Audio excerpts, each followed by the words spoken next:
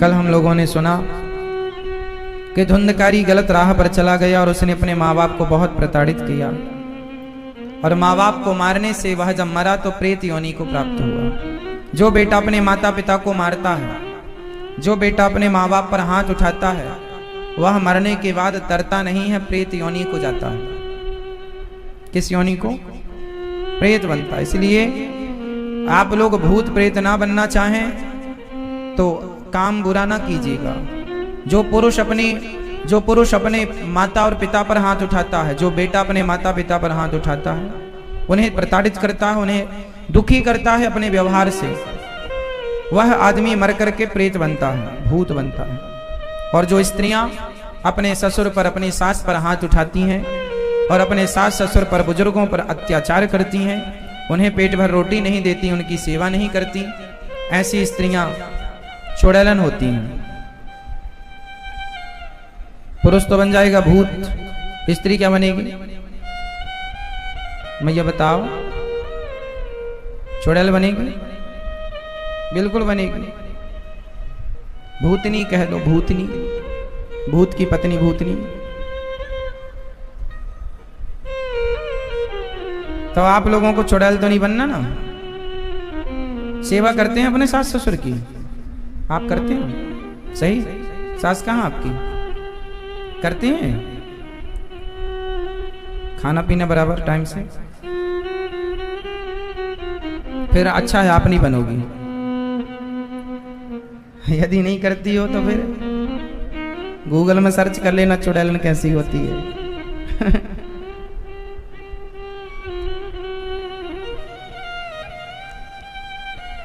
तो धुंधकारी प्रेत बना, भूत पिशाच निकट नहीं आवे, महावीर जब नाम। जो सही राह पर चल रहा है उसे किसी से डरने की जरूरत नहीं। जो गलत राह पर है ना वो डरता है। आप लोग कहते हैं महाराज जी हमें डर बहुत लगता है, मतलब आप गलत राह पर चल रहे हैं इसलिए डर। जहां रास्ता सही है, सत्य के रास्ते पर कोई चल रहा हो तो उसे डरने की जरूरत ही नहीं। उसके जीवन में डर हो ही नहीं सकता जो सही है। डर हमेशा उसके जीवन में होता है जो गलत होता है।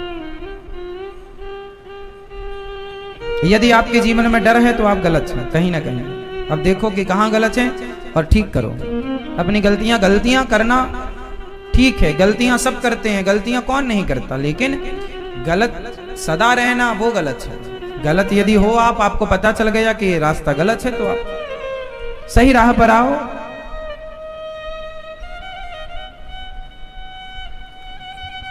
धुंधकारी गलत छा पर सही राह पकड़ा नहीं, प्रेत बना। फिर गोकर्ण जी ने भागवत सुनवाई और धुंधकारी की मुक्ति हुई। धुंधकारी भागवत सुनकर प्रेत योनि से मुक्त होगा। जो भागवत सुनता है वही, यदि किसी कारणवश वह प्रेत योनि में चला गया तो प्रेत योनि से वह मुक्त हो जाता है। इसलिए भागवत जरूर सुनना चाहिए। जाने अनजाने में किए गए पाप से हम मुक्त हो जाते हैं। अभी 4 तारीख से 4 सितंबर से हम भागवत जी की पोथी पाठ बैठेंगे। आप लोग भी अपने पूर्वजों के कल्याणार्थ, अपने कल्याण के लिए भागवत जी का पाठ करा सकते हैं। भागवत जी का प्रश्न है, जन्माद्यस्य यतोऽन्वयादि तरतश्चार्थे स्वभिज्ञः स्वराट् तेने ब्रह्म हृदय आदि कवये मुह्यन्ति यत्सूरयः तेजो वारि मृदाम यथा विनिमयो यत्र त्रिसर्गो मृषा धाम्ना स्वेन सदा निरस्तकुहकं सत्यम परम धीमहि। जो सत्य स्वरूप परमात्मा है उनका ध्यान, जो स्वानी विराजती थी स्वराट, जिन्हें किसी से प्रकाश लेने की जरूरत नहीं, जो सब कुछ चार्जे सुविज्ञा स्वराट, सब कुछ जानते हैं, उन परमात्मा को ध्यान करते, उन परमात्मा का चिंतन ध्यान करते हैं, उनको धारण करते हैं हृदय में। भागवत जी का प्रश्न है, मनुष्य का धर्म क्या है? देखिए भागवत जी हमें धर्म सिखाती हैं। जब हम धर्म से भटक जाते हैं ना और गलत हो जाते हैं तो हमें शास्त्रों की और संतों की शरणागति लेनी चाहिए। धर्म क्या है? मैया बताओ धर्म क्या है? मैया आपसे पूछ रहे हैं मेरी माँ, धर्म क्या है बताओ?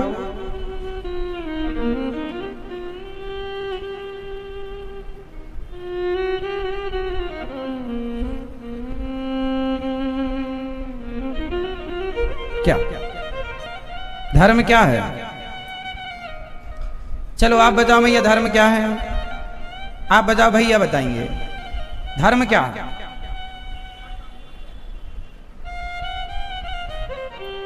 बताओ भैया धर्म क्या है? नहीं जानते? इतने बड़े हो गए और धर्म नहीं जानते। धर्म क्या है? आपके जीवन में धर्म की आवश्यकता पड़ी?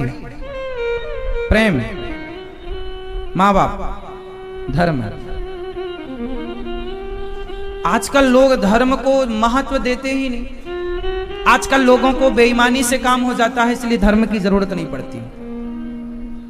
आजकल लोगों का काम अधर्म से हो जाता है। आजकल लोगों का काम किससे हो जाता है?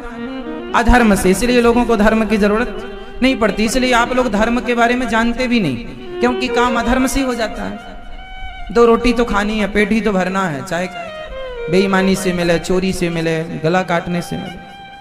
आदमी तो पेट भर रहा है बस। ये थोड़ी देख रहा है कि हम जो पैसा कमा रहे हैं वो धर्म से आया कि अधर्म से आया। आदमी बस पैसा चाहता, वो ये नहीं देखता कि ये धर्म का है या अधर्म का है। क्यों? क्योंकि आपको धर्म से मतलब ही नहीं है, आपको तो बस पैसों से मतलब है। कैसे भी आए महाराज, पैसे आने चाहिए, जबकि ऐसा नहीं है।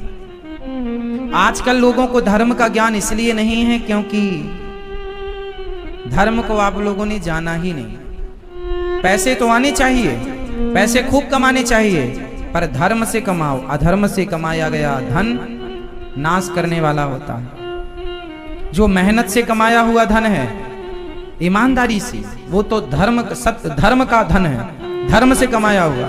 और चोरी, बेईमानी, छल कपट, भ्रष्टाचार, लूटना, चोरी करना, ठगना, ये सब अधर्म से कमाया गया पैसा है। तो अधर्म से कमाया गया पैसा, आप यदि 10,000 रुपए का काम करते हैं और आप ले रहे हैं 1 लाख रुपए, आपको काम दिया गया है जो आप वो काम नहीं करते और फिर पैसा पूरा लेते हैं, ये भी तो अधर्म का पैसा हो गया। आजकल लोग अपने काम के प्रति ईमानदार नहीं मिलते, कम लोग हैं। आप जिसको जो काम देंगे वो काम नहीं करता आदमी ईमानदारी से, बलाह टारता रहता है, उसको तो टाइम पूरा करना रहता है। यदि उस काम को वो ईमानदारी से करे कि मैंने पैसा लिया है तो धर्म युक्त मैं उतना टाइम दूं, वो काम करके दूं जिस काम का मैंने पैसा लिया है, तो ये कमाई धर्म की है। और आपने पैसा पूरा लिया पर काम किया नहीं, तो वो अधर्म की कमाई है। और अधर्म की कमाई जीवन में शांति पैदा करती है। अधर्म से पैसा तो आप कमा सकते हैं, लेकिन वो पैसा आपको शांति नहीं देगा। आने वाली पीढ़ी को भी अशांत रखेगा, आपको भी अशांत रखेगा। वो परेशान करता है पैसा, बेईमानी से, गलत ढंग से। इसलिए कम कमाओ भले, पर ईमानदारी का कमाओ। ईमानदारी की कमाई जो करते हैं और ईमानदारी की रोटियां खाते हैं, उन्हें नींद अच्छी आती है, उन्हें भूख अच्छी लगती है। और जो बेईमानी की खाएं, उन्हें न नींद आती है न भूख लगती है।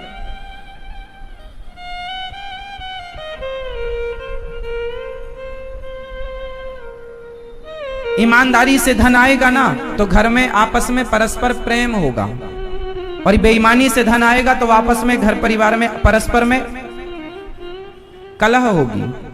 कलह मीन्स झगड़ा, आपस में मतभेद, मनभेद। आजकल ना पति पत्नी में, माँ बेटे में, बाप बेटे में मतभेद होता है, मनभेद होता है। बाप बेटे के विचार नहीं मिलते, माँ बेटे के विचार नहीं मिलते, सब अलग अलग खींचातानी है। घर एक है, रहते एक साथ है, लेकिन सब अलग अलग भाग रहे हैं। मतलब अशांति, इसी का नाम अशांति है। और यह अशांति कैसे होती है? बेईमानी से कमाया हुआ धन आपके घर आया, उसने आपको अशांत कर दिया। इसलिए ईमानदारी धर्म कहता है। अब धर्म क्या है? बोले धर्म किसे कहते हैं? सत्य को ही धर्म कहते हैं। बताओ धर्म किसे कहते हैं? बोलो, सत्य ही धर्म है। सत्य ही धर्म किसे कहते हैं? सत्य को। अब आप बताओ कि आप सत्य के पैसे खाते हो, सत्य की कमाई खाते हो, या झूठ की कमाई खाते हो? यदि सच की खाते हो, सत्य की, तो आप धर्म में चल रहे हो, आप धर्मात्मा हो। और आप गलत खाते हो, गलत झूठ कपट की कमाई खाते हो, तो आप अधर्मी हो। जीवन में धर्म जरूरी है, क्योंकि धर्म जहां है वहीं भगवान है, वहीं शांति है, वहीं सब कुछ है। राम के जीवन में क्या था? राम जब लंका वनवास गए 14 वर्ष के लिए, तो राम के पास रहने को घर नहीं था, झोपड़ी भी नहीं थी, घास की कुटिया जैसे तैसे बनी, खाने को 56 भोग भी नहीं थे, जंगल में कंदमूल फल, ना रहने की व्यवस्था, ना खाने की व्यवस्था, ना तो वस्त्र अच्छे थे। अब जंगल में कौन से वस्त्र मिलेंगे आपको? ना तो राम जी के पास खाना अच्छा था, ना तो रहना अच्छा था, ना तो वस्त्र अच्छे थे। लेकिन राम जी के जीवन में अच्छा था तो केवल धर्म अच्छा था। राम जी के जीवन में धर्म था। और रावण के जीवन में, रावण के पास रहने को लंका है, खाने को 56 भोग है, पहनने को वस्त्र है, उड़ने को उसका विमान, खुद का पुष्पक विमान है, लेकिन रावण के पास सब कुछ है पर धर्म नहीं है। राम के पास कुछ नहीं है पर धर्म है, और रावण के पास सब कुछ है पर, बताओ, आपके पास सब कुछ हो पर धर्म ना हो तो सब कुछ होने का कोई अर्थ नहीं। और आपके पास कुछ नहीं है पर धर्म है तो सब कुछ है, क्योंकि धर्म ही सबसे बड़ा धन है। था भरा सोना खचाखच लंक की दीवार में, एक रत्ती नहीं मिला रावण को मरती वार में। जाने न देना धर्म, करना लोभ मत धन धाम का, और धर्म ही जाता रहा तो धन रहा किस काम का। धर्म ही चला गया, आपका धर्म चला गया तो धन को बचा कर करोगे क्या? इसलिए धन महत्व रखता है, ऐसा नहीं है जैसे लोग कहते हैं धन बहुत महत्व रखता है। महाराज जी नहीं, धन से ज्यादा महत्वपूर्ण, अरे धन महत्व रखता होगा लोभियों के लिए, धन महत्व रखता होगा विषयों के लिए, विषयी भोगियों के लिए, पर जो वास्तविक में जानते हैं धर्म को, उनके जीवन में धर्म की वैल्यू, धन की वैल्यू नहीं है, उनके जीवन में धर्म महत्वपूर्ण है। रावण के पास था तो धन पर धर्म नहीं था। इसलिए आपके पास धन बिल्कुल ना हो चलेगा पर धर्म होना चाहिए। धन तो देखो वैश्याओं के पास भी होता है पर धर्म नहीं होता। इसलिए आपके जीवन में क्या होना जरूरी है? धर्म। और धर्म मतलब भाई मैं झूठ नहीं बोलूंगा, भाई मैं गलत कार्य नहीं करूंगा, क्योंकि मेरे आपके अंदर धर्म होगा ना तो आप कोई गलत काम नहीं करेंगे। धर्म जिसके भीतर होता वो गलत कर ही नहीं सकता। भाई गलत वो करता है जिसके अंदर धर्म की कमी है। आपसे मैं कहूं कि आपको मुर्गा मारना है, मुर्गा को मारना है, बकरे को मारना है, गाय की हत्या करना है, मैं आपसे कहूं चलो गाय की हत्या करो, मुर्गे की हत्या करो और बकरे की गर्दन में तलवार चलाओ, आप कर लेंगे? मार देंगे? आप खाते हैं मांस? मांस खाते हैं? पहले तो खाते थे। हाँ पहले तो खाते थे। तो मुर्गे उर्गे मारते थे आपने? नहीं, मरा मरा ले आते थे। तो वो धर्म था? आपके कारण कोई मर रहा है वो धर्म है? जिसके अंदर धर्म होगा वो किसी को मार नहीं सकता।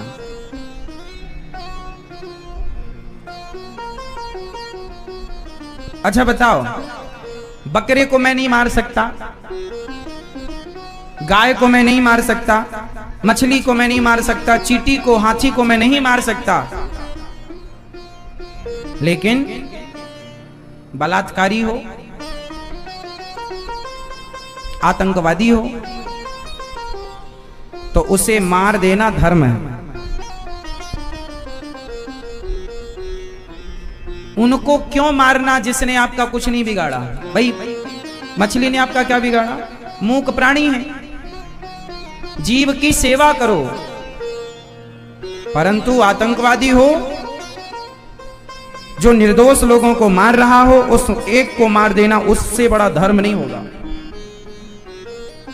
तो जहां झांसी की रानी ने अंग्रेजों को मारा तो झांसी की रानी का अंग्रेजों को मार देना ही धर्म था, उसने अपने धर्म का पालन किया। जिसे मारने की जरूरत है उसे तो मारना है। हनुमान जी लंका गए, राक्षसों को मारा, जिन मोहि मारा ते मैं मारे। मैं किसी को नहीं मारता, पर मुझे कोई मारेगा तो छोड़ूंगा नहीं। ये धर्म है। केवल माला जपना ही धर्म नहीं है साहब। हम किसी की हत्या नहीं करते, पर कोई हत्यारा हो जो निर्दोष आम जनमानस का खून बहाए, जो निरपराध लोगों को मारे, तो उसे तो मार देना धर्म है। बोलो हाँ। राम जी ने बाली को मार दिया, बताओ राम जी ने बाली को क्यों मारा? हिंदू धर्म कहता है किसी की हत्या करना पाप है, तो राम जी ने बाली को क्यों मारा? इसलिए मारा क्योंकि उसने अपने सगे भाई की पत्नी के साथ बलात्कार किया, गलत किया। और ऐसे स्त्री पर गंदी नजर रखने वाले लोगों की हत्या कर देना, उन्हें मार देना ही सबसे बड़ा धर्म है। अधर्मी को मार देना, अधर्मी को अधर्म से मार, अधर्मी तो जैसे मरे धर्म से मरे, अधर्म से मरे, बस मार देना धर्म है। अधर्मी को अधर्म से मार देना ही धर्म है। अर्जुन ने महाभारत में इतने लोगों को मारा, तो अर्जुन को हत्या लगेगी कि नहीं? बोलो। अर्जुन ने इतने लोगों को मारा, भीम ने 100 लोगों को मार दिया, धृतराष्ट्र के 100 बेटों को भीम भैया ने मारा, तो भीम भैया ने दुर्योधन को मारकर सही किया कि गलत किया? बोलो। किसी की हत्या करना पाप है। एक तरफ तो यह कहा जाता है कि किसी की हत्या करना पाप है, तो भीम भैया ने दुर्योधन को मारा, तो भीम भैया ने सही किया कि गलत किया? जोर से, जोर से। हाँ, गलत करने वाले को मार देना, इससे बड़ा कोई धर्म नहीं होता। दुर्योधन को मार देना ही धर्म है। अधर्मी को मारना धर्म है। इसलिए आप लोग केवल ये नहीं कि नहीं जी कोई हमारे गला काट कर चला जाए तो नहीं, हम नहीं मान, नहीं, जो गलत है उसे दंड देना जरूरी है। कानून के सहारे से दंड दो, या फिर जो हमारी नीतियां हैं, नीतियां क्या कहती हैं? कानून है, कानून का आश्रय लो। कोई आपको सताए, कोई आपको परेशान करे, कानून का आश्रय लो, लेकिन आप सदा तैयार रहना आत्मरक्षा के लिए। स्वावलंबी बनना है तो आपको आत्मरक्षा तो करनी पड़ेगी। कोई आपकी गर्दन पे तलवार मारकर चला जाए और आप चुपचाप बैठे रहें, ये धर्म नहीं है। सवाल आपसे होगा, यमराज जी पूछेंगे, भगवान पूछेंगे, तुझे 2-2 हाथ दिए तो थे, तो तुझे शक्ति दी तो थी, तूने अपनी शक्ति का प्रयोग अपनी रक्षा के लिए क्यों नहीं किया? क्यों दूसरों के हाथ मरता रहा? आत्मरक्षा, इसलिए आत्मरक्षा के लिए भगवान ने 2 हाथ दिए।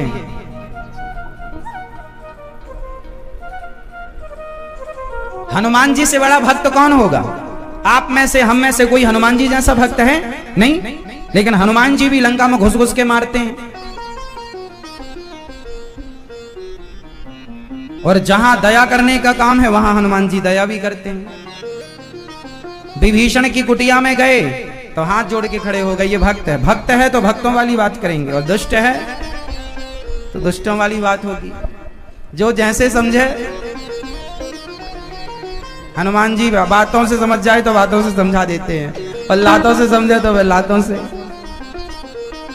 तो हमारे हनुमान जी तो ऐसे ही हैं। इसलिए आप लोग अपनी बेटियों को झांसी की रानी बनाओ।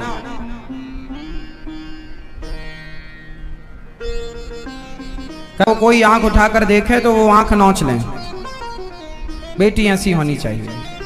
ये नहीं कि कोई उसे छेड़ के चला जाए रोती रोती, मम्मी मम्मी उसने हमें छेड़ा। छेड़ा तो मैं था तो जवाब तुम देती ना, 2-4 जूता तुम जमाती। तुम्हारी चप्पल कब काम आएगी? थोड़ा स्ट्रांग बनने की जरूरत है, मजबूत बनने की जरूरत है। अपनी रक्षा स्वयं करने की जरूरत, कोई ना करेगा।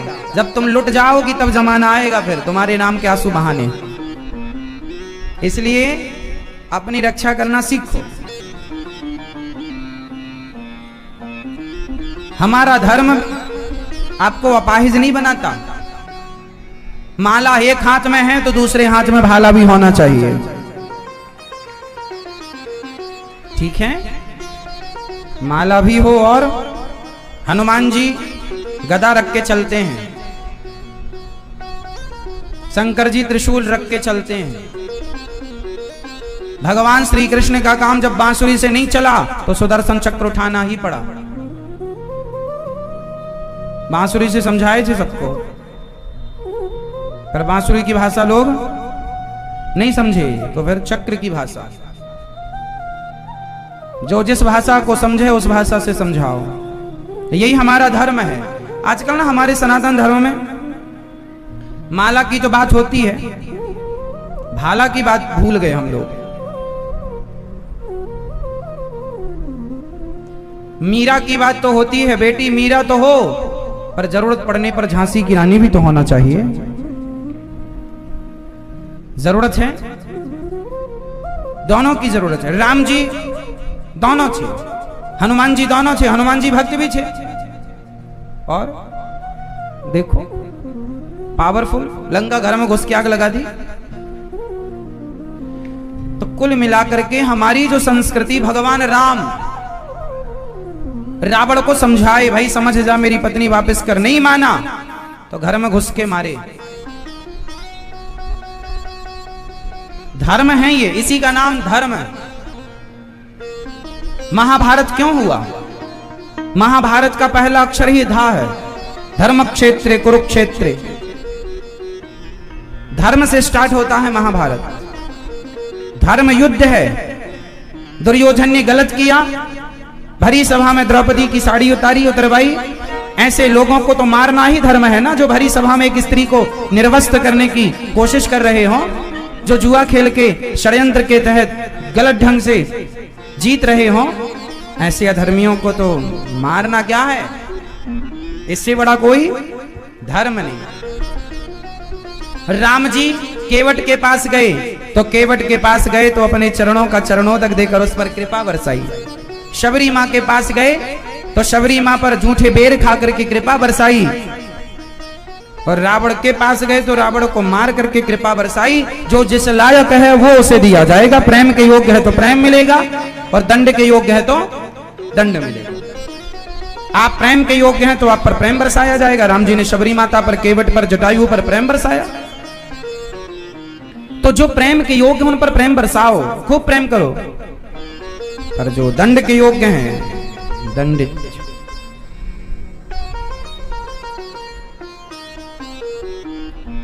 मनुष्य का धर्म ही ये है। देखिए धर्म कितना गहरा है। दया ही धर्म है।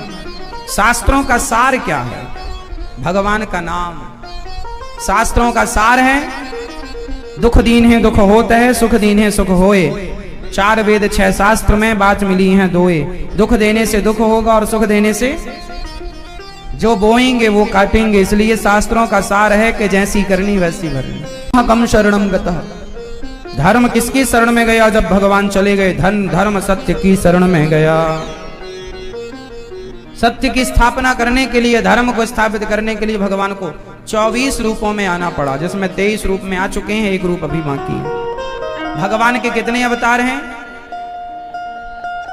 भगवान के 24 अवतार का उल्लेख मिलता है। भगवान का पहला अवतार है सनकादि, सनक सनंदन सनातन सनत कुमार। भगवान का दूसरा रूप है बाराह। बाराह जानते हैं?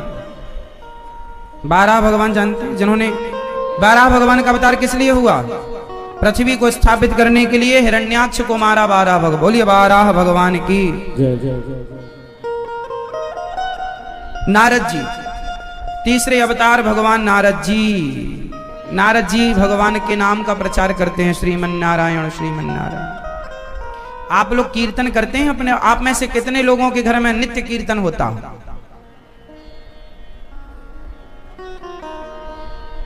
देखो आप रोज घर में कीर्तन करो मेरी माँ। लोग कहते हैं महाराज जी हम बड़े दुखी हैं, बड़े परेशान हैं। जिस घर में नित्य कीर्तन होता है, नारद जी क्या करते हैं? जोर से केवल कीर्तन। मैया नींद आ गई मेरी माँ को। ऐसे ऐसे भाव खेल रही है मैया।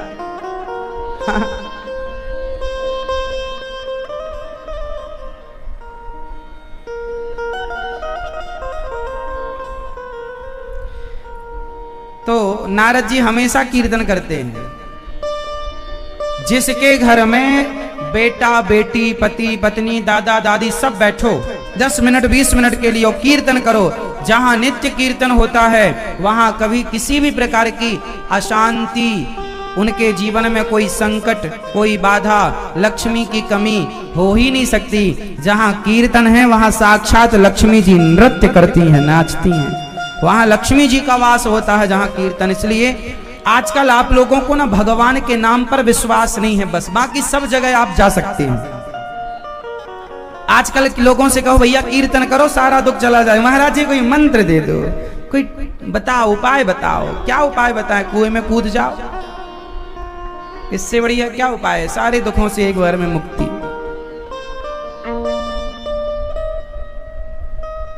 भगवान पर लोगों को विश्वास नहीं रहा। ये कलयुग है ना मेरी मां।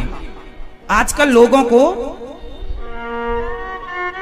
विश्वास ही नहीं, और विश्वास ना होने से आप लोग इतना दुख उठा रहे हैं। आप में से कितने लोगों को भगवान के नाम पर विश्वास है? तो क्यों नहीं करते अपने घर में 20 मिनट कीर्तन? समय निकालो ना, चाहे सवेरे या दोपहर शाम, सब परिवार बैठो, पति पत्नी सब बैठो, और 10 मिनट के लिए प्रेम पूर्वक आनंद से भगवान का नाम आप बुलाओ तो भगवान आए। आप बुलाते हैं? आप कैसे बुलाते हैं? संसारी, अरे भैया तुम आओ, तुम हमारी मदद करो, भैया तुम सुनो। ये जब वो सुनते हैं ना तो सब सुनते हैं, और जब वो नहीं सुनते तो कोई नहीं सुनता। जा पर कृपा राम की होई, ता पर कृपा करें सब। हाँ, जिन पर भगवान कृपा करते हैं, जिनकी भगवान सुनते हैं उनकी सब सुनते हैं, जिनकी भगवान नहीं सुनते। इसलिए भगवान को रिझाओ, जगत को नहीं।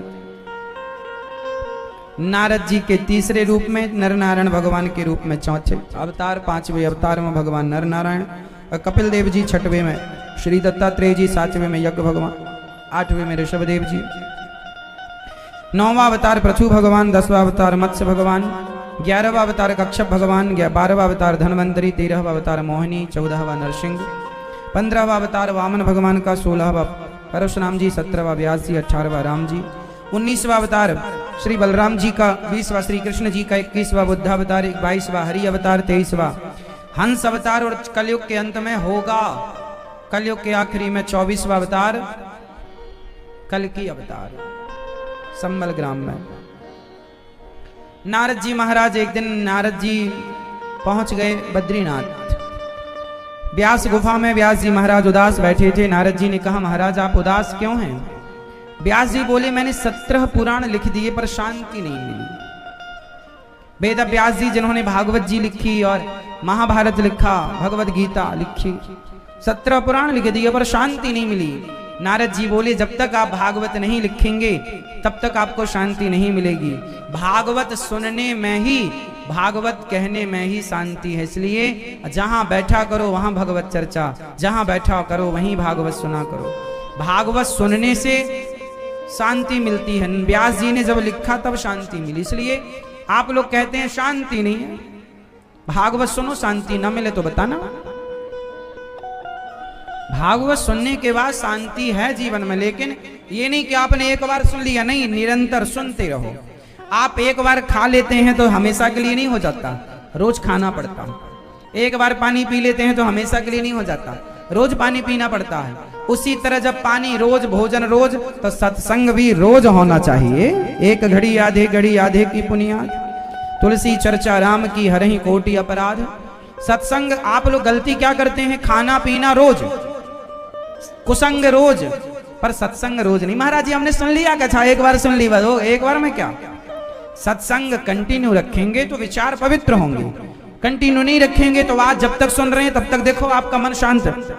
अभी आप लोग भागवत सुन रहे हैं, आपके मन में शांति है ना, मन का भटकाव मिट गया ना। जितनी देर आप भागवत सुनते हैं उतनी देर मन की उथल पुथल समाप्त हो जाती है, शांति मिलती है। इसलिए हमारी मैयां जल्दी से सो जाती हैं, क्योंकि भागवत सुनने में शांति ज्यादा मिलती है, और जहां शांति है वहां नींद आती है। बात सही है। तो शांति का अनुभव भागवत जी में है। नारद जी महाराज बोले भागवत जी लिखो। नारद जी बोले मैं दासी पुत्र था, सत्संग किया, सत्संग के प्रभाव से मैं दासी पुत्र से ब्रह्मा पुत्र बन गया। सत्संग में बड़ी ताकत है। आप लोग क्या करते हैं? कुसंग।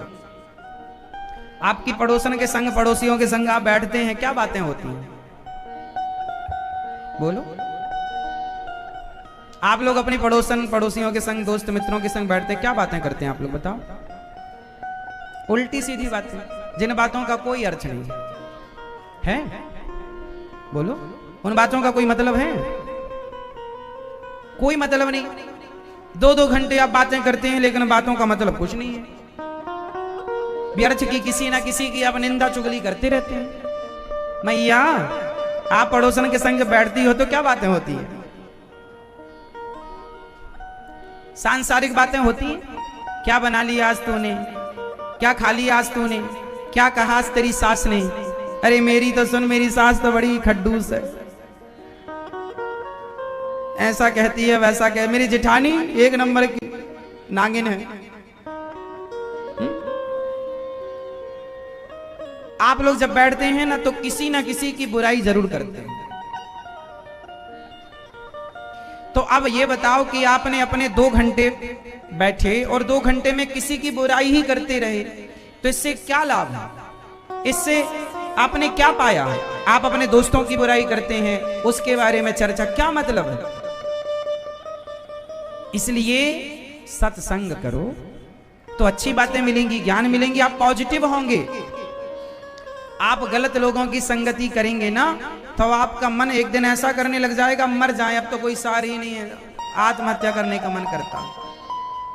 इसलिए पॉजिटिविटी जरूरी है, सकारात्मकता जरूरी है।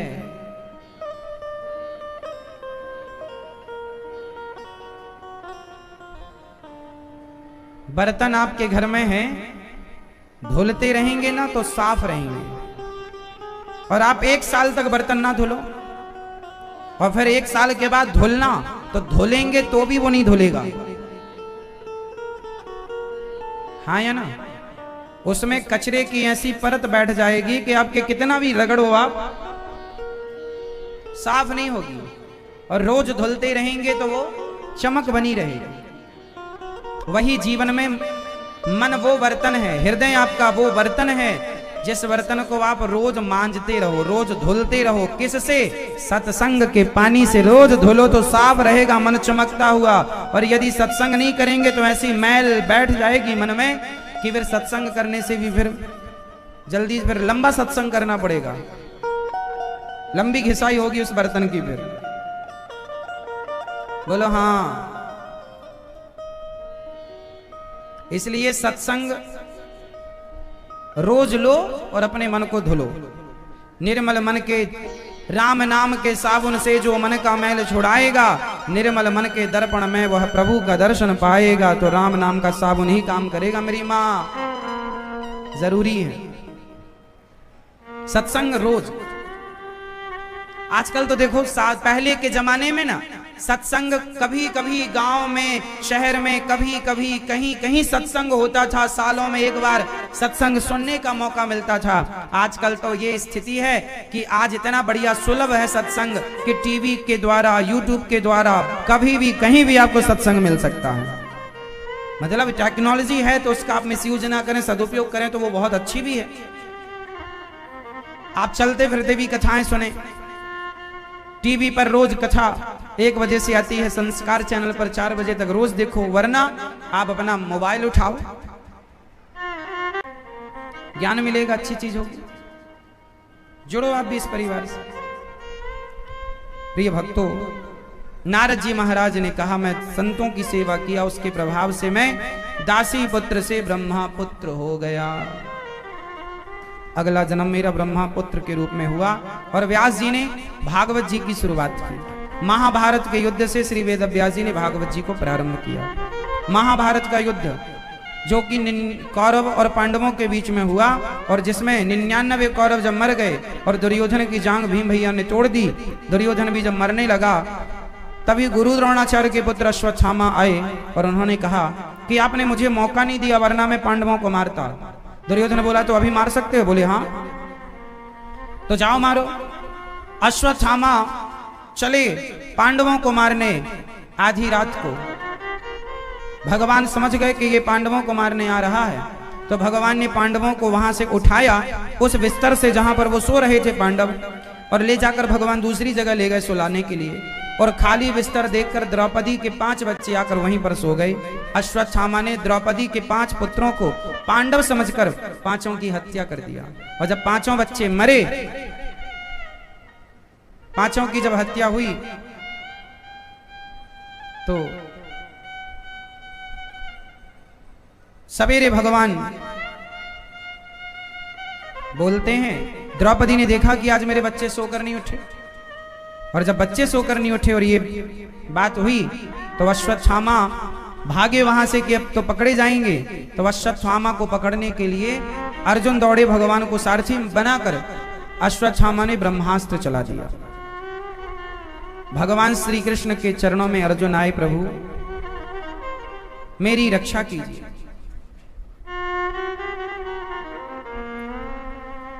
मेरी रक्षा कीजिए। इस अश्वत्थामा ने मुझे मारने के लिए ब्रह्मास्त्र चलाया।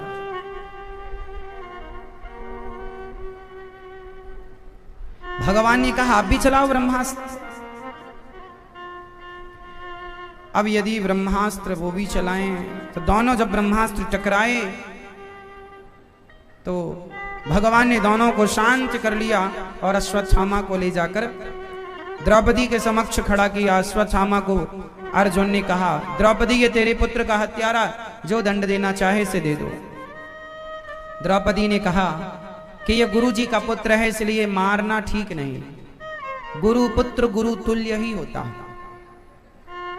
इन्होंने हम अर्जुन से कहा, द्रौपदी ने, कि आप पर आपके गुरु का बहुत बड़ा उपकार है। ये धनुर्विद्या आपको आपके गुरु ने सिखाई और उन्हीं का बेटा, आप उन्हें मारेंगे तो ये ठीक नहीं होगा, इसलिए इन्हें मत मारो। देखिए द्रौपदी के 5 बेटे मर गए, पर फिर भी वो न्याययुक्त बात कर रही हैं कि न्याय क्या है। जीवन में कभी ना धर्म नहीं छोड़ना चाहिए। फिर मैं बात रिपीट करूं आपको, द्रौपदी के 5 पुत्रों को मार दिया अश्वत्थामा ने, पर द्रौपदी ने इसलिए नहीं मारा कि अर्जुन आपको धनुष बाण पकड़ना इनके पिता ने सिखाया है, और जिन गुरु द्रोणाचार्य से आपने इतनी विद्या पाई, क्या आप कभी उनका ऋण चुका सकते हैं? क्या गुरु का ऋण कभी चुकता है? नहीं। और आप उनके पुत्र को मार देंगे तो उनकी आत्मा बड़ी दुखी होगी कि जिस अर्जुन को मैंने धनुष बाण पकड़ना सिखाया, उस अर्जुन ने मेरे पुत्र की हत्या कर दी। इसलिए गुरु पुत्र गुरु तुल्य है, ये भी तुम्हारे गुरु जैसे हैं, इसे मारो मत। अपराधी है तो कोई और दंड दो। तो बोले क्या दंड दें? तो बोले अपमान। यदि आप किसी को मार नहीं सकते तो ब्राह्मण को कभी ब्रह्म बंधुर न हंतव्य वा तताई वधारणा, ब्राह्मण को कभी नहीं मारना चाहिए, गुरु को नहीं मारना चाहिए। परंतु अब गलत भी किया है, दंड भी देना है, तो अपने से बड़ों का आप यदि अपमान कर देते हैं तो वो मार देने के बराबर होता है। इसलिए अश्वत्थामा का अपमान कर दो और उसके सिर की मणि छीन लो। तो सिर से मणि छीन ली, मणि निकाल ली और अश्वत्थामा को नगर से धक्के मारकर निकाल दिया। तो अपमान ही मृत्यु दंड के बराबर है, तो अपमानित किया। फिर द्रौपदी ना, देखो एक माँ है, और माँ किसे कहते हैं? आप बताओ, माँ किसे कहते हैं? मैया आप बताओ, माँ किसे कहते हैं? जो बच्चे पैदा जिनके हो गए वो माँ?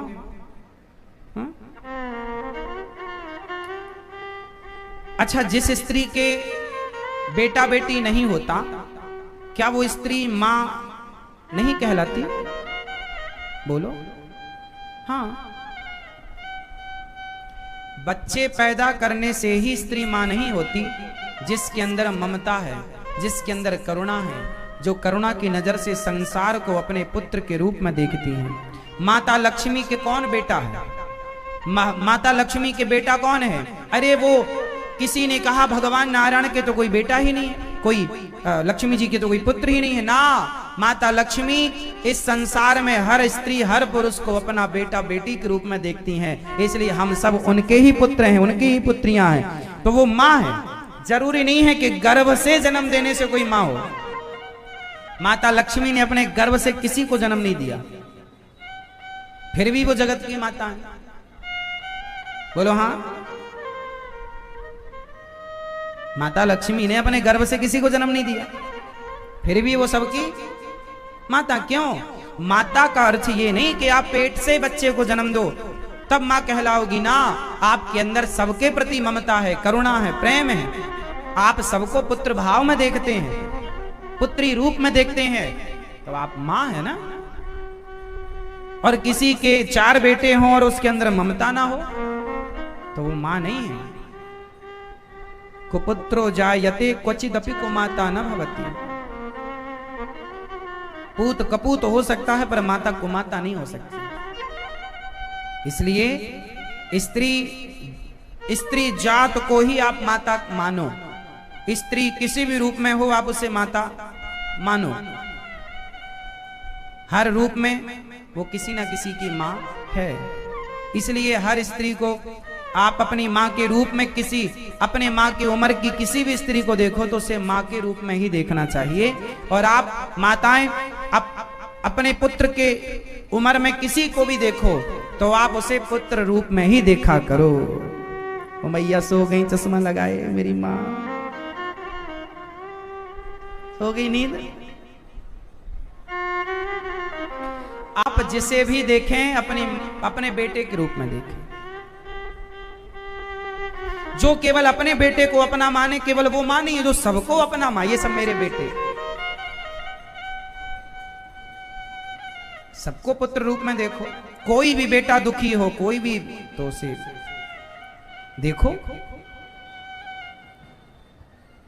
अपने पुत्र के रूप में। कल गौरी गोपाल आश्रम में एक मां बाहर उनके बताया, उन माँ ने कि हमारे बेटे हैं सेवा नहीं करते। माँ की स्थिति ऐसी है कि माँ अपने पांव से एक कदम चल नहीं पाती। जब माँ बिस्तर पर ही मलमूत्र करने लग गई, ना तो अपने से वो कपड़े पहन पाती हैं, ना तो अपने से वो मलमूत्र के लिए जा पाती हैं। ऐसी अवस्था में बेटे अपनी माँ को छोड़ देते हैं। छोड़ दिया।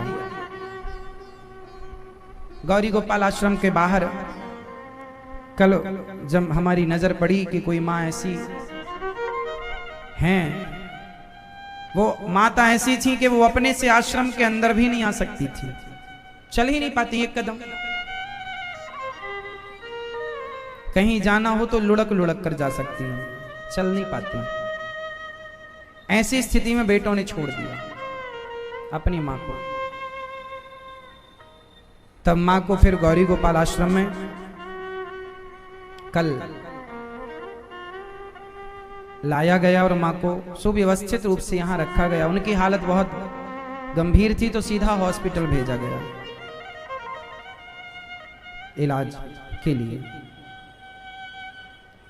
तो देखिए ऐसी ऐसी स्थितियां आज हर बेटे को चाहिए कि वो अपनी मां की उम्र की हर स्त्री को मां रूप में देखे। ये मां है। बताया इन्होंने मैया ने कि पंजाब से आई है। इनको उठाने में इतने सारे लोग लगे, मतलब उठाना भी कठिन था। फिर उठाकर व्हील चेयर के द्वारा मैया को अंदर लाया गया और सीधा हॉस्पिटल की ओर भेजा गया। देखिए आजकल के बेटे अपनी मां पर, और कोई नहीं, अपनी सगी मां पर अत्याचार।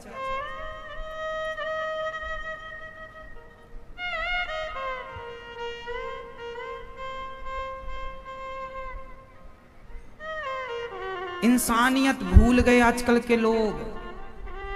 इंसानियत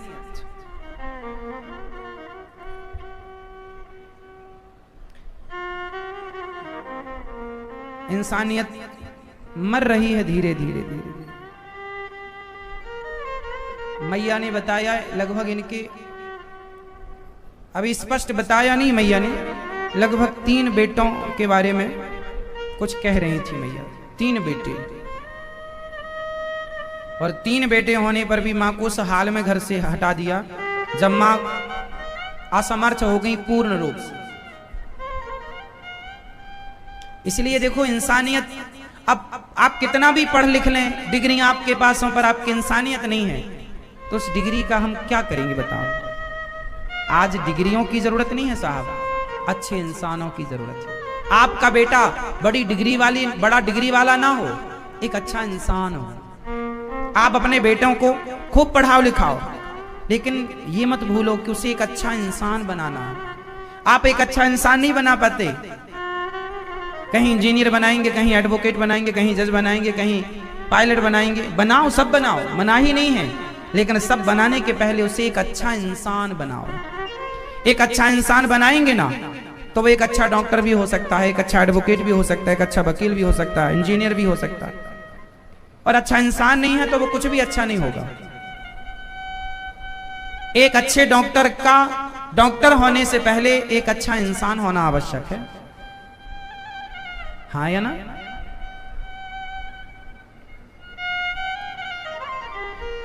मां करुणा की मूर्ति है और आज देखो दर दर की ठोकर माएं खा रही हैं। इसलिए ये गौरी गोपाल आश्रम बनाना पड़ा। सड़क में पड़ी थी मां,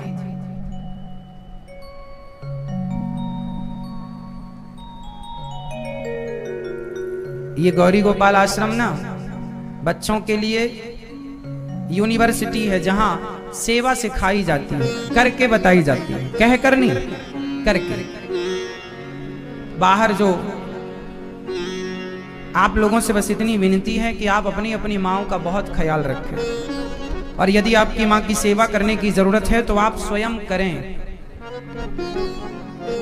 उन्हें निकालें ना घर से। इंसानियत अपनी मरने ना दें। क्या किया, आज मैं एक माँ के चरण दबा रहा था तो मैंने माँ से पूछ लिया, माँ बेटे का फोन आया? बोली हाँ आया। तो मैंने कहा क्या कहा? तो माँ बोली बेटा बोल रहा था कि जो तेरे पास है आके देख के और फिर चली जा। मतलब बेटा अपनी माँ को इसलिए बुला रहा था या बुला रहा है कि तुम जो कुछ है अब तुम्हारे पास वो भी हमें दो और जाओ। इसलिए फोन आया था, इसलिए फोन नहीं आया था कि माँ आ जाओ हम आपकी अब सेवा करेंगे।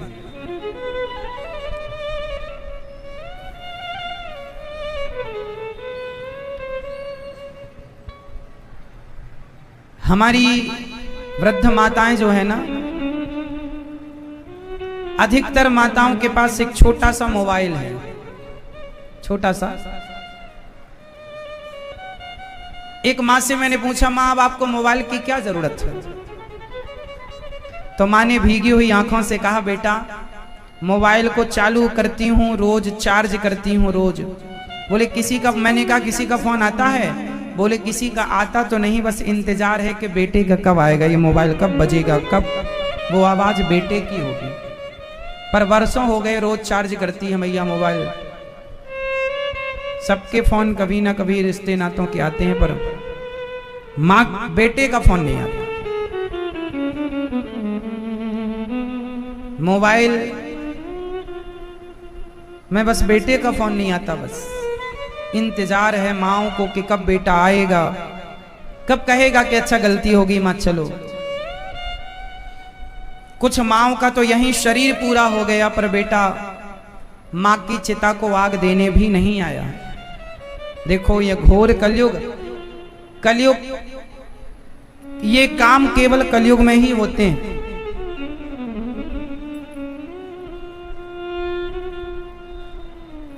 वरना त्रेता में तो रावण भी अपनी मां का सम्मान करता था। रावण भला कैसे था, लेकिन मां का आदर सम्मान करता था। मां को इस प्रकार का कष्ट केवल कलयुग में ही मिलता है। आप लोग ना दीजिएगा, ये मेरी प्रार्थना है, और आप लोग भी इन माओं के लिए सोचिएगा, कुछ सहयोग कीजिएगा इन वृद्ध माओं के लिए। 272 माताएं हैं अब गौरी गोपाल आश्रम। आप में से कितने लोगों ने दर्शन किया वृद्ध माओं का? देखा? नहीं देखा तो आज देखिएगा भैया, वृद्ध माताओं का दर्शन जरूर कीजिएगा। अश्वत्थामा को नगर से निकाला, उसने ब्रह्मास्त्र चलाया उत्तरा के गर्भ को नष्ट करने के लिए। उत्तरा चरणों में गिर पड़ी भगवान की। बिना देर लगाए उत्तरा ने भगवान के चरण पकड़े, क्योंकि उत्तरा को पता था, उत्तरा को पता था कि रक्षक भगवान, इसलिए उन्होंने यहां वहां गए बिना भगवान को ही पुकारा। उत्तरा ने भगवान से कहा, पाहि पाहि महायोगिन देव देव जगत्पते, नान्यं त्वद्भयं पश्ये यत्र मृत्यु परस्परम्।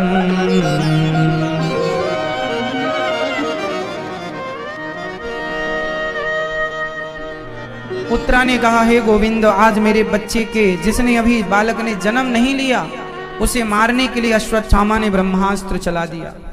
हे श्याम सुंदर, आप रक्षा कीजिए।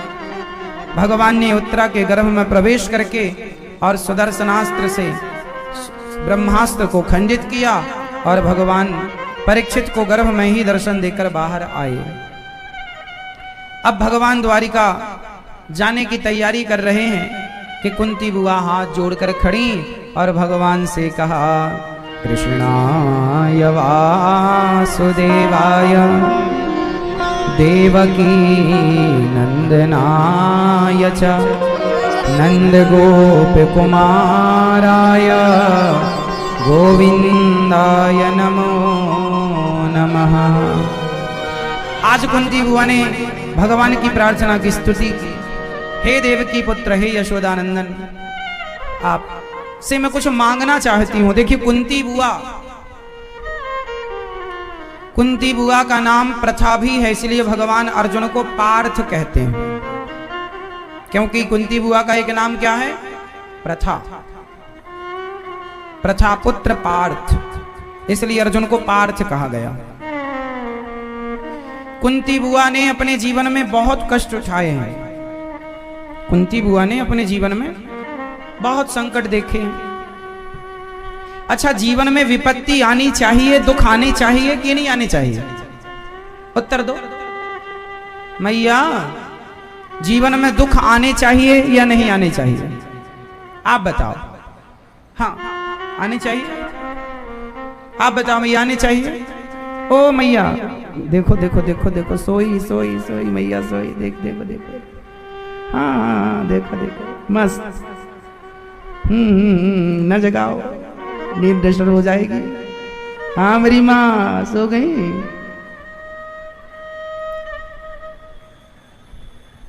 मस्त। अच्छा है।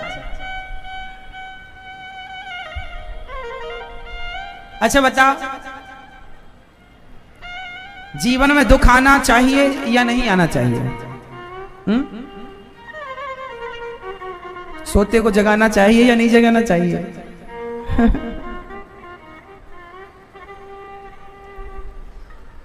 जीवन में दुख आना जरूरी है, आना चाहिए या नहीं आना चाहिए? लाल साड़ी वाली मैया, आना चाहिए। तो बताओ क्यों आना चाहिए? जीवन में दुख क्यों आना चाहिए? आप लोग कह रहे हैं आना चाहिए, आप कह तो रहे हैं दुख आना चाहिए, पर आप डरते बोरमी वाला दुख ना है। क्यों आना चाहिए बताओ? क्यों? कौन बताएगा? पीछे भैया बताएंगे, चश्मा और टोपी दोनों लगाए हैं। आप बताओ, दुख क्यों आनी चाहिए आपको? बताओ। हाँ, जीवन में दुख इसलिए आना चाहिए क्योंकि दुख ही हमें मजबूत बनाता है। दुख हमें मजबूत बनाता है। जिसके जीवन में दुख आया ही नहीं, वो मजबूत नहीं हो सकता। जिसके जीवन में जितना अधिक दुख होगा, वो उतना स्ट्रांग होगा, मजबूत होगा। हाँ या ना? सोने को जितना तपाया जाता है, उतना चमकता है, उतना मजबूत होता है। लोहे को जितना तपाया जाए उतना मजबूत होता है, तो तपाना जरूरी है मजबूती के लिए। तो आपके जीवन में दुख आए तो आप तो घबरा जाते हैं, अरे बड़ा दुख आया महाराज जी, बड़े दुखी हैं। अच्छा ये बताओ, आपके जीवन में ज्यादा दुख है या भगवान राम के जीवन में ज्यादा दुख था? आज की स्त्रियां ज्यादा दुखी हैं या माता सीता, माता द्रौपदी, माता कुंती ज्यादा दुखी थी? बोलो,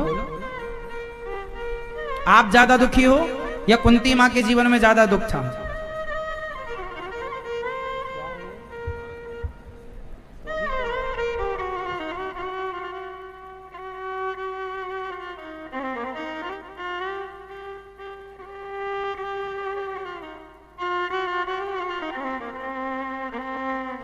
जीवन में यदि दुख आए तो घबराइए मत, मजबूत बनते चले जाइए, चले जाइए, चले जाइए। मैंने अपने जीवन में बहुत दुख देखे हैं, उतार चढ़ाव देखे हैं, इसलिए मुझे छोटी मोटी बाधा मुसीबत विचलित नहीं कर सकती। आप जितना स्ट्रगल करेंगे जीवन में, परेशान होंगे, आप उतने स्ट्रांग होते हैं। दुखों को सहन करने की आपकी क्षमता बढ़ती है। आजकल के बच्चे, माँ बाप जूजू बना के रखते हैं बच्चों को, अरे कोई तकलीफ ना आ जाए कोई, इसलिए उनके जीवन में जरा सा दुख आया टूट जाते हैं, परेशान हो जाते हैं, आत्महत्या कर लेते हैं। क्योंकि आपने उन्हें मजबूत बनने नहीं दिया, बनाया ही नहीं, स्ट्रगल करने ही नहीं दिया। हर जगह माँ बाप को अपने बच्चों का सपोर्ट नहीं करना चाहिए, थोड़ा उन्हें मजबूत बनने के लिए छोड़ देना, बेटा थोड़ा अपने से मजबूत बनो, थोड़ा देखो क्या समाज में उतार चढ़ाव होते हैं, जमाने की बातें सुनो, ताने सुनो, अपमान सुनो। समाज का अपमान भी सहना पड़ता है। कई लोग कहते हैं महाराज जी हम किसी की सुन नहीं सकते। ना जी, मतलब तुम कमजोर हो। यदि तुम्हें दो बातें समाज की बर्दाश्त नहीं होती, इसका मतलब तुम बहुत कमजोर आदमी हो, कभी भी टूट सकते हो। अरे मजबूत तो वो होता है जो समाज के द्वारा किया गया अपमान के घूंट को भी पी जाए। भरी सभा में शंकर जी का अपमान किया था दक्ष प्रजापति ने, और भगवान ने उस अपमान के घूंट को पी लिया। लोगों का काम ही अपमान करना है और आप कितनों के अपमान से घबराएंगे, इसलिए थोड़ा मजबूत बनो। भगवान श्री कृष्ण रोज अपना अपमान सहते थे। 100 गालियां रोज देता था शिशुपाल, रोज पर डे 100। और भगवान को गालियां कौन दे सकता है, पर देता था और भगवान सहते थे। हमारे और आपके लिए मैसेज है कि जीवन में सहनशीलता तो होनी चाहिए, मजबूत बनना है, आगे जाना है, स्ट्रांग बनना है। जवाब मत दीजिए पलट कर। आप लोग ना हर छोटी छोटी बात का उत्तर देते नहीं। सामने वाला आपको कुछ कहे तो जब उत्तर देने की जरूरत पड़े, जहां लगे अब देना चाहिए वहां तो दो, बात बात का रिप्लाई नहीं। क्या कहें, हमारे यहाँ कहावत है, कुत्तों के मुंह क्या लगे। आपके यहाँ ये कहावत है, मैया ओ मेरी प्यारी माँ, इधर चली मैं उधर चली, पता नहीं मैं किधर चली, बस चली चली, बैठो मेरी माँ। तो जीवन में आप अपने बच्चों को यह शिक्षा जरूर दीजिए मजबूत होने की। और जीवन में आए हुए दुख से आप दुख आ जाए तो समझना ये बड़ी कृपा है कि भगवान हमें आगे के लिए मजबूत कर रहे हैं। कल को इससे बड़ी मुसीबत आएगी तो सहन करने की क्षमता तो होगी ना। इससे बड़ा दुख आएगा तो आप बर्दाश्त तो कर लेंगे। इसलिए आपको दुखों से अगर चोट खाई ना होती तो कन्हैया तेरी याद हमें आई ना होती। दुख में मत घबराना पंछी, ये जग दुख का मेला है, चाहे भीड़ पड़ी अंबर पर उड़ना तुझे अकेला है। तो दुख में मत घबराना। तो आज से कितने लोग दुख आने पर घबराएंगे नहीं बल्कि और मजबूत होंगे। कितने लोग? मैया आप नहीं मजबूत बनोगी मेरी माँ,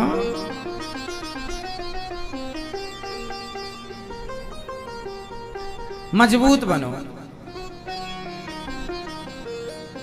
छोटी छोटी बातों में ना जवाब नहीं। हमारे यहां कहते हैं ना, कुत्तों के, आप लोग ना गलती करते कुत्तों के मुंह लग जाते हैं।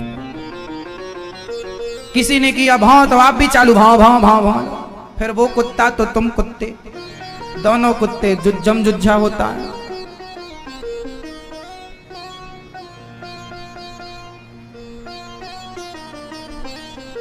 हर जगह उत्तर नहीं देना।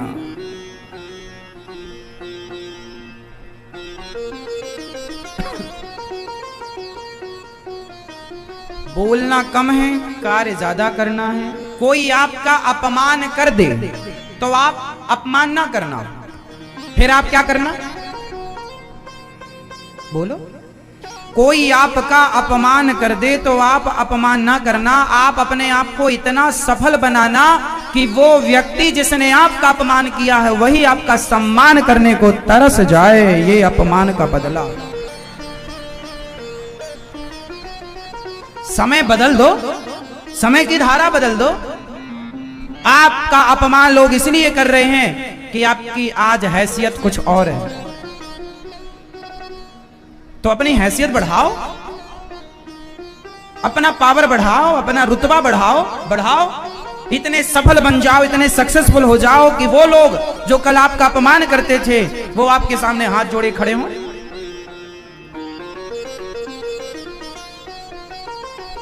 इसलिए अपमान का बदला अपमान नहीं है। आपकी सफलता के आगे सब सिर झुकाएंगे।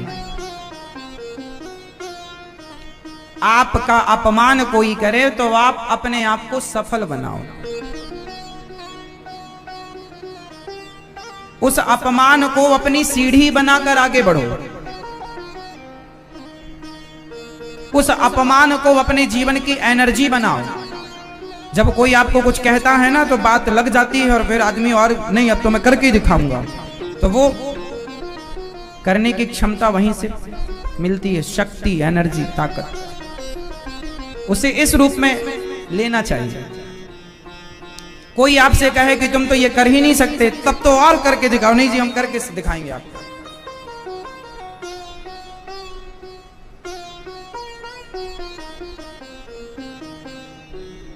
हर चुनौती को स्वीकार करना सीखिए। हमने अपने जीवन में हर चुनौती को एक्सेप्ट किया, स्वीकार किया। हमने मुंह नहीं लड़ाया, जवान नहीं लड़ाई, किसी से लड़ाई नहीं की, झगड़ा नहीं। आप कुछ कहकर मत समझाओ समाज को, आप करके दिखाओ समाज को। अपने आप कहने वाले चुप हो जाएंगे, क्योंकि कहकर के बताने में दम नहीं है, करके बताना ज्यादा प्रभावी होता है। कहकर बताना और करके बताना दोनों में श्रेष्ठ क्या है? कहकर तो बच्चा भी बता देगा, कहकर बताना बड़ा नहीं है, करके बताना। राम जी ने माँ बाप की आज्ञा का पालन कैसे करना है कहकर नहीं बताया, करके बताया। तो एक होती है कहनी, एक होती है करनी। तो कहनी तो सब कहते हैं, सब कहते हैं, सब बड़े बड़े सपने ख्वाब देखते हैं, पर देखने से मतलब नहीं है। देखते रहो, क्या फायदा? ख्वाबों को पूरा करने के लिए क्या काम चल रहा है? कहां तक पहुंचे आपके कार्य? काम कुछ नहीं करना, ख्वाब देखना, तो देखते रहो। आजकल के जवान नौजवान दोस्त मेरे भाई बहन सफल क्यों नहीं होते? क्योंकि ख्वाब तो बराबर है, पूरे नहीं कर पाते वो। क्योंकि जितना देखो, ख्वाबों को देखना बड़ी बात नहीं है, पूरा करने के लिए जमीन पर उतर करके कड़ी मेहनत करनी पड़ती है, दिमाग लगाना पड़ता है। अब वो मेहनत कर पाओ तो सब हो पाए। आजकल का आदमी तपता नहीं है ना, इसलिए कमजोर रह जाता है। माटी का घड़ा आप लोग खरीद कर पानी भरते हो, उस घड़े में भी पानी इसलिए टिक पाता है क्योंकि उसे भी तपाया गया था। यदि घड़े को तपाया ना गया होता तो उसमें आप पानी भरकर रख नहीं सकते थे। बोलो हाँ, बोलो हाँ। घड़ा भी तब तक तब तक रहता है। घड़ा यदि ना तपे तो ना रहेगा, और तपेगा तो रहेगा। औरों को भी ठंडा पानी देकर ठंडक पहुंचाएगा, खुद भी ठंडा रहेगा। इसके लिए उसे तपना पड़ता है। और आप सोचोगे नहीं हम तपे ना और हम भर जाएं, नहीं, भरने के पहले तपना पड़ेगा। आजकल के लोग तपना नहीं चाहते, काम नहीं करना चाहते और सफलताएं पूरी चाहते हैं। बड़ा बंगला हो, बड़ी गाड़ी हो, बड़ा नाम हो, लेकिन करेंगे कुछ नहीं। खटिया तोड़ेंगे और 2020 देखेंगे, करेंगे कुछ नहीं। दिन भर टीवी देखेंगे, दिन भर फेसबुक व्हाट्सएप चलाएंगे, फटे कपड़े पहन के घूमेंगे, अपने आप को हीरो मानते, हम हीरो हैं, काम जीरो है, बने हीरो हैं। फैशन के नाम पर घूम रहे हैं। बोलो हाँ। आज जब हमने जीवन में कोई शौक नहीं रखा ज्यादा, कोई शौक नहीं जीवन में किए, हमने बचपन में ये सोचा था कि हम कुछ काबिल बनेंगे, योग्य बनेंगे। अपने आप को योग्य बनाने में समय लगाओ।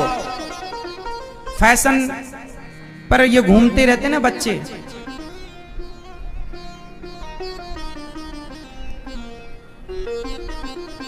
समाज में आप सब जानते हैं, देखते हैं।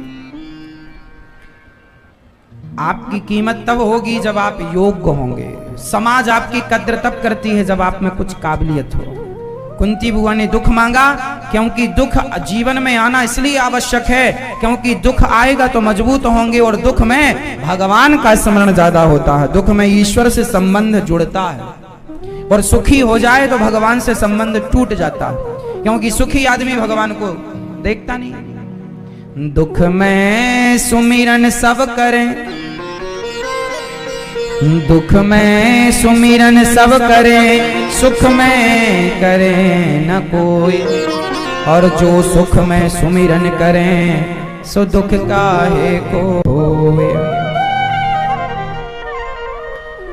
कुंती बुआ ने कहा दुख दे दो। भगवान ने कहा प्रभु मैं दुख नहीं दे सकता। भगवान ने कहा मुझे ही ले लो। भगवान ने अपने आप को दे दिया। भगवान दुख नहीं देते कभी किसी को। अच्छा, दुख कौन देता है? अच्छा, आपके जीवन में जो दुख आता है वो दुख देता कौन है आपको? आपको दुख कौन देता है? कौन? मैया, ओ मेरी माँ, आपके जीवन में जो दुख आता है लोगों के, उस दुख को देता कौन है? कौन दुख देता है? भगवान देते हैं। क्यों? भगवान के आपसे कोई दुश्मनी है? मैया बताओ, दुख कौन देता है? हाँ, भगवान। भगवान की आपसे कोई दुश्मनी होगी फिर पर्सनल, तब तो आपको दुख देते हैं। देखो आप लोग भगवान को कितना आरोप लगाते हैं, आप भगवान को कितना गलत बताते हैं। भगवान ने दुख दिया, वाह। आप अपनी बहू से कह दो ना कि तेरे कारण ये हुआ, तो बहू लड़ बैठेगी आपसे। बहू सास से कह दे कि बुढ़िया तेरे कारण ये हुआ, तो सास चढ़ बैठेगी छाती में। और आप लोग दिन रात चिल्लाते भगवान तुम्हारे कारण हुआ। तुम्हें भगवान को गुस्सा नहीं आता होगा? व्यर्थ में ही मुझे झूठा आरोप बना लगा रहे हो तुम लोग। भगवान ने दुख दिया। काहे दुख दिया भगवान ने? मैया आपको दुख किसने दिया? हाँ, आप पीछे वाले बताओ, दुख कौन देता है? भगवान किसी को दुख नहीं देते। आपके अपने बुरे कर्म आपको दुखी करते हैं। भगवान क्यों किसी को दुख देंगे भले? बताओ, जज क्या किसी को फांसी की सजा देता है? बोलो। आपने कहा हाँ फलाने को फांसी की सजा जज ने दी ना। जज ने तो केवल अपना जजमेंट दिया है, फांसी की सजा जज ने नहीं। जज ने तो अपना कार्य किया। जज की उस अपराधी से कोई दुश्मनी नहीं थी। उस अपराधी के बुरे कर्मों ने उसे फांसी तक पहुंचाया है। अपराधी को फांसी की सजा किसने दी? उसके अपने बुरे। तूने गलत काम किया क्यों? अब गलत नहीं किया होता तो जज को कोई रोग थोड़ी है कि तुम्हें फांसी की सजा सुनाएगा। बोलो। हाँ या ना? तो जज कभी किसी को फांसी नहीं देता। जज तो केवल अपना जजमेंट रखता है, उसकी कोई आपसे दुश्मनी नहीं है पर्सनल कि किसी को फांसी की सजा देगा। बस आपके गुनाह आपको फांसी तक पहुंचाते हैं, आपके बुरे कर्म आपको और आप क्या कहते हैं? जज ने फांसी नहीं, जज ने तो अपना काम किया। ईश्वर जज है। जो आप कर्म करते हैं बुरे, उन बुरे कर्मों का दंड देता है ईश्वर। दंड विधान तय करते हैं ना, जैसी करनी वैसी भरनी। तो आपने गलत किया इसलिए आपके जीवन में गलत हुआ, आपने दुख दिया इसलिए आपको दुख मिला। आपने किसी को दुख दिया क्यों? बुरा जो देखन मैं चला, बुरा न मिलिया कोई। भगवान को बुरा ना कहो। भगवान राम न मारे काहू को, पापी नहीं आराम। आप ऐसे मर जाते है कर कर खोटे काम। आदमी अपने बुरे कर्म नहीं देखता, और भगवान तुमने दुख दिया। भैया भगवान दुख, आपको दुख किसने दिया? जीवन में दुख कौन देता है? भगवान देते हैं। अभी तो आप कह रही नहीं भगवान। अब ना बोलना मेरी माँ। आप लोग ना भगवान को ना कुछ भी बोल देते हैं। भगवान ने बड़ा दुख दिया। क्यों दिया भगवान ने दुख? भगवान हमेशा अपने बच्चों को सुख देते हैं। जैसे एक माँ अपने बच्चों को सुख देना चाहती है, लेकिन बच्चे बुरा काम करें। अब किसी के घर में पुलिस आ जाए और किसी के बच्चे को पकड़ कर ले जाए, तो माँ ने तो अपने बच्चे को हर खुशी देनी चाहिए। भाई तुमने गलत क्यों किया, इसलिए पुलिस आई पकड़ के ले गई। इसमें माँ जिम्मेदार है क्या? तुमने गलत काम क्यों किया बेटा? गलत किया तो ना पुलिस आई। उसी तरह भगवान सबकी माँ है, तुम्हें वो माता च पिता तुम्हें, वो किसी को दुख नहीं देते। तुमने जो गलत काम किए, उस गलत काम के कारण तुम्हें जीवन में दुख मिला, और आप आरोप लगाते हैं भगवान ने दिया। क्यों गलत काम करते हो? हर बुरे कार्य से बचो। कुंती बुआ आज, और हम आपसे कहते हैं हर बुरे कार्य से बचो और हर अच्छा कार्य करो। अच्छा काम करो और बुरे काम से। अब बताओ, कोई बेटा अपनी मां को घर से निकाल दे तो उसे जीवन में दुख आएगा कि नहीं? अब वो दुखी रहेगा सारी जिंदगी। उसकी औलाद उसे दुख देगी, फिर वो रोए, हे भगवान तुमने मुझे बड़ा दुख दिया। भगवान ने दिया? तुम अपना ना देखोगे कि तुम्हारी जब शक्ति थी तो तुमने अपनी शक्ति से कितना गलत काम किया। अब तुमने दूसरों को सताया है, तुमने दूसरों की थाली की रोटियां छीनी है, तुमने लोगों पर अत्याचार किया है, गलत किया है, रुलाया सताया लोगों को। अब भैया जब तुम्हारे पास पावर था तो तुमने गलत किया।